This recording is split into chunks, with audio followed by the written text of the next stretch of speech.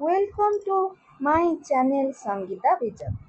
आज भिडियो रे आमे सप्तम श्रेणी इतिहास बहिर प्रथम अध्याय को पढ़ा। अध्यायर विषय वस्तु है नूतन शक्तिर अभ्युत्थान। प्रथमे पढ़ा ऐतिहासिक माने एवं सेमानकर उपादान कौन थिला। जेकोसी समयर इतिहास रचना करिया पई उपादान आवश्यक होइता। ऐतिहासिक उपादान को विश्लेषण करी इतिहास रचना करा जाए। मध्ययुगीय भारतर इतिहास रचना करिया पई बहु उपादान रही अछि।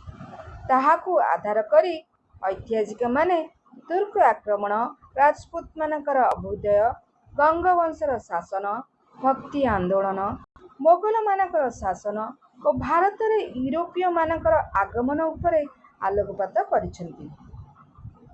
सुल्तान महमूद को शासन संपर्क में फिरदौसी शाहनामा सूचना प्रदान करिथाए।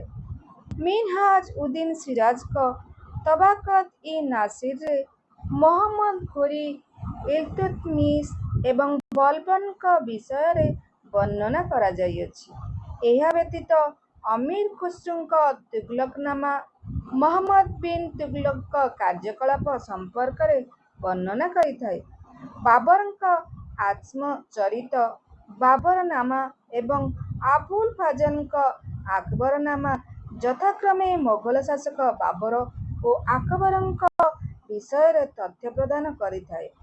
एहीपरि भावरे मध्ययुगरे रचित बहु पुस्तक से समयर विभिन्न शासकମାନଙ୍କ संपर्क तथ्य प्रदान करिथाए।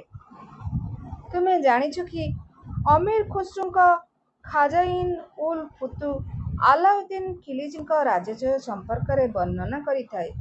फिरोज शाह तुगलक संपर्क में अफीफका तारिख इ फिरोजशाही पुस्तक रे अनेक सूचना देइथाए।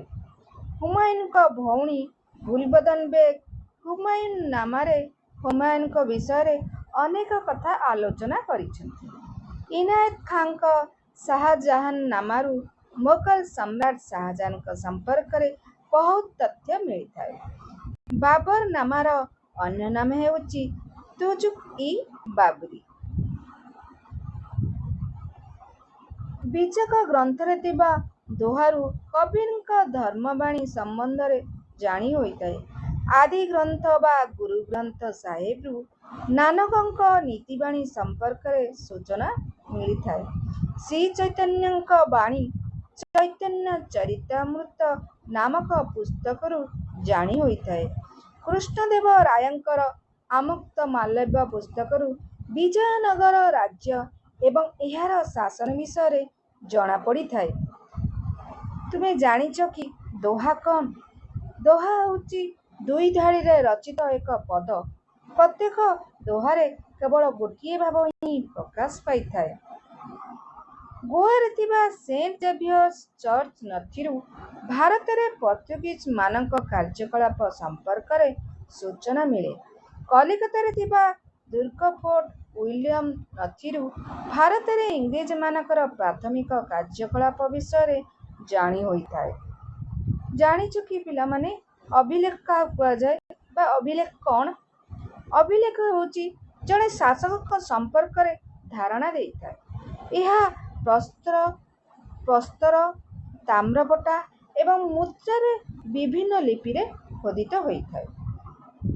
ओडिशार सोमवंशी एवं गंगवंशीय मानकर इतिहास जानिया पाई एही राजवंशर राजा माने छाड़ी जाइथिबा अभिलेख मान सहायक होइथाए। दक्षिण भारत रे राजत्व करुवा चोल, पांड्य, यादव आदि राजवंशर इतिहास जानिबा पाई मध्य सेही वंशर राजामानक द्वारा खोदित होइथिबा अभिलेखरू जना पड़िथाए। एही अभिलेख गुड़िकरू राज्य राजामानकर राज्यजय, शासन प्रणाली, भूमिदान आदि विषय संपर्क रे जानी होइथाए। मध्ययुगरे छापाखाना नथिला, तेणु पांडुलिपि गुड़िक मुद्रित होई पारु नथिला।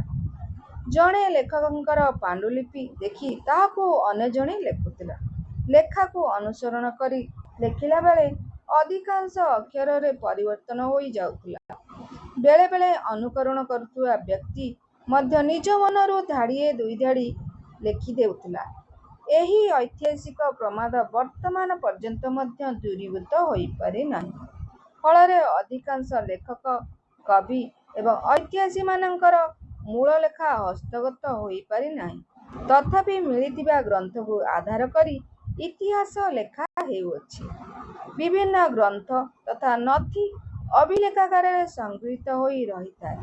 ଐତିହାସିକମାନେ ସେଗୁଡ଼ିକୁ ପଢ଼ି ବିଭିନ୍ନ ସମୟରେ ଇତିହାସ ରଚନା କରିଥାନ୍ତି। ଅଧିକାଂଶ ସମୟରେ ତଥ୍ୟ ସମ୍ବଳିତ